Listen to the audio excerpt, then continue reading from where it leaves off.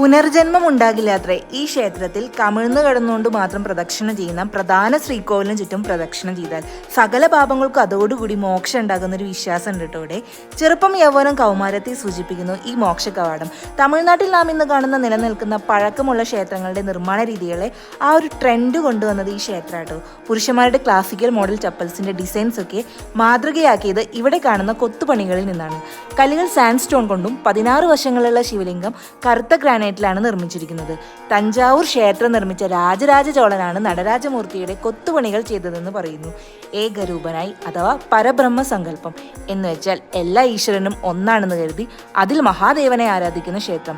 ഐതിഹ്യപ്രകാരം പല്ലവ രാജാവായ രാജസിംഹൻ ഈ ക്ഷേത്രം പണികഴിപ്പിക്കാൻ ഒരു ദിനം കണ്ടെത്തിയപ്പോൾ അതേ ദിനത്തിൽ ഇതുപോലൊരു ക്ഷേത്രം പണിയണമെന്ന് ആഗ്രഹിച്ച ശൈവ സന്യാസി തനിക്കതിനുള്ള കഴിവില്ലാത്തതിനാൽ അതേ ദിനത്തിൽ ഹൃദയത്തിൽ മഹാദേവനെ പ്രതിഷ്ഠിക്കുന്നതായി കരുതുന്നു.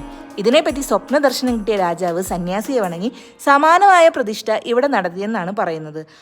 നമ്മുടെ ഹൃദയമാണ് യഥാർത്ഥ ശ്രീകോവിലെന്നും നാവ് ചിന്തയൊക്കെ നന്നായാൽ പുറത്തോട്ടൊഴുകി വരുന്ന തീർത്ഥം നല്ലതാകുമെന്നാണ് 1000 ക്ഷേത്രങ്ങളുടെ നഗരമായ കാഞ്ചീപുരത്തെ പ്രധാന ക്ഷേത്രമായ ഈ കൈലാസനാഥർ ക്ഷേത്രം നമ്മളെ ഓർമ്മിപ്പിക്കുന്നത്.